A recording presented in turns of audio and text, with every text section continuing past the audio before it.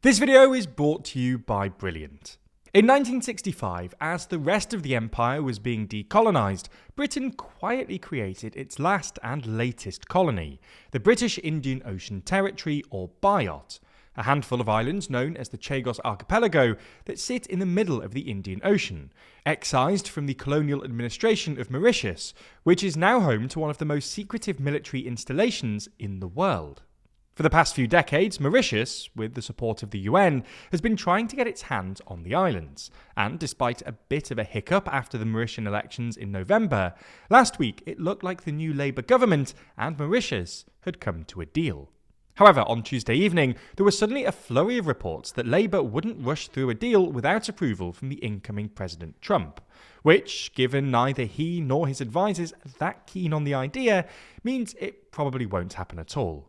So, in this video, we're going to take a look at the islands themselves, what was in the deal, and why it collapsed.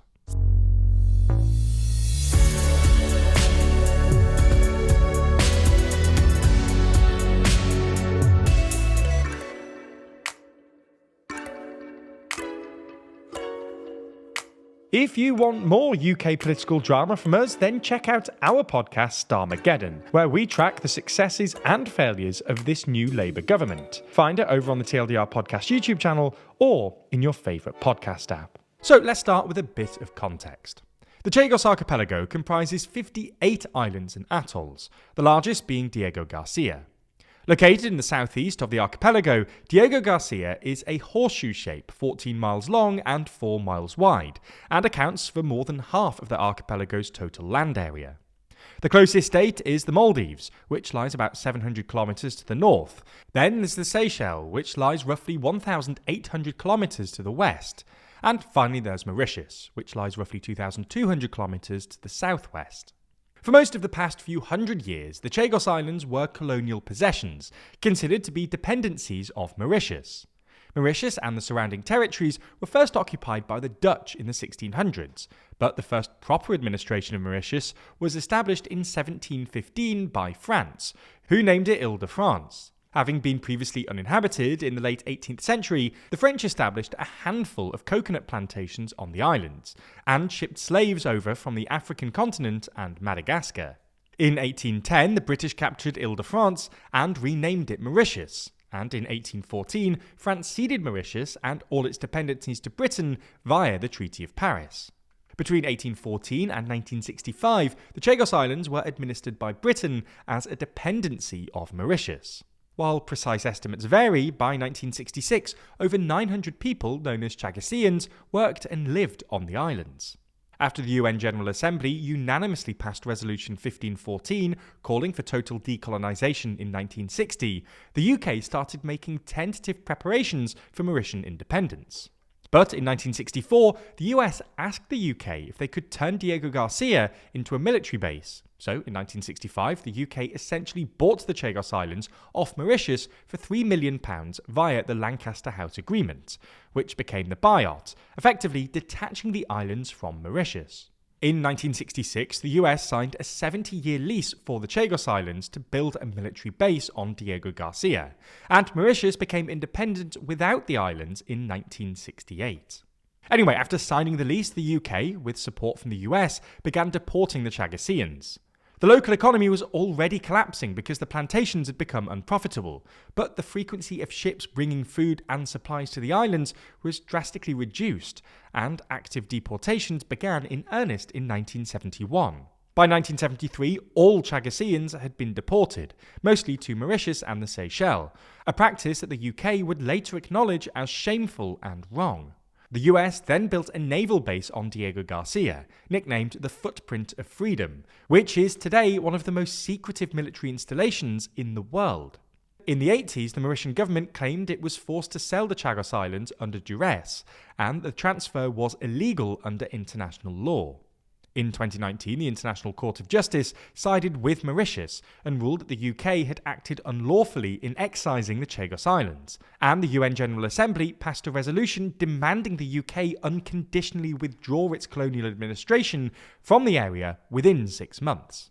At the time, then Labour leader Jeremy Corbyn attacked Theresa May for ignoring the ruling.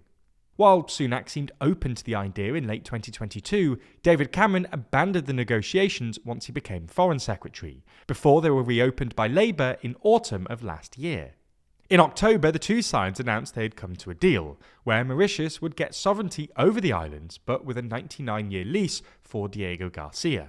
At the time, the UK said it would provide a package of financial support to Mauritius, but neither side said anything about the sums involved. However, in November, the incumbent Mauritian government lost in a landslide election to the opposition, and the new government said they didn't like the agreement, signalling they wanted a shorter lease and more money. Labour quickly conceded, and last week there were reports that Starmer had agreed to a 50-year lease, which would cost the UK £9 billion, with the first 7 years of payments worth £650 million front-loaded.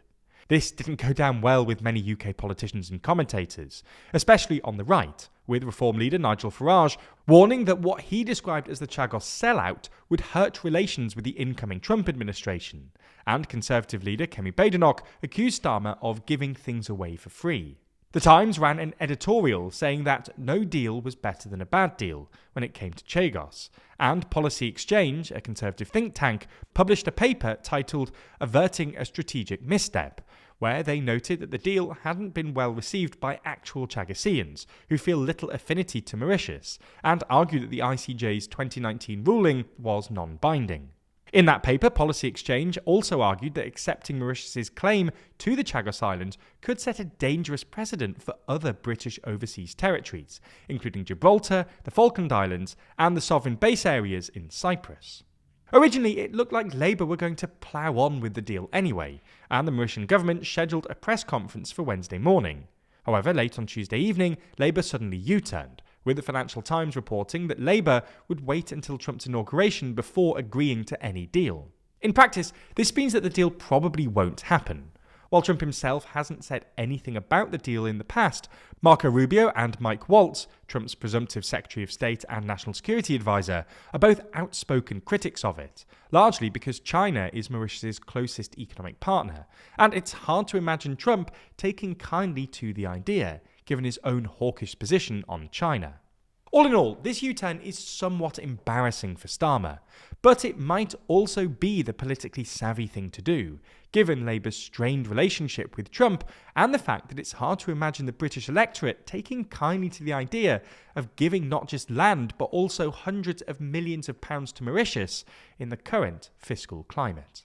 There's a lot of difficult decisions necessary here, and making huge decisions, especially quickly, is difficult, even for world leaders. The good thing is that Brilliant is where you learn by doing, with thousands of interactive lessons in maths, data, programming, and AI. Their interactive classes help build your critical thinking skills through problem solving, not memorizing. So while you're building real knowledge on specific topics, you'll also be becoming a better thinker. For instance, their Predicting with Probability course can help you better understand and assess the world around you. You can learn to wrangle massive datasets, compare distributions, and master fundamental concepts like Bayes' theorem. That might sound a little technical, but with their active learning, you learn this by answering questions like which airline is least likely to have a delay due to weather, and how much more unruly airline passengers have gotten since the pandemic. Data skills are absolutely necessary for navigating the modern world, and Brilliant is the best way to get them. To try everything Brilliant has to offer for free for a full 30 days,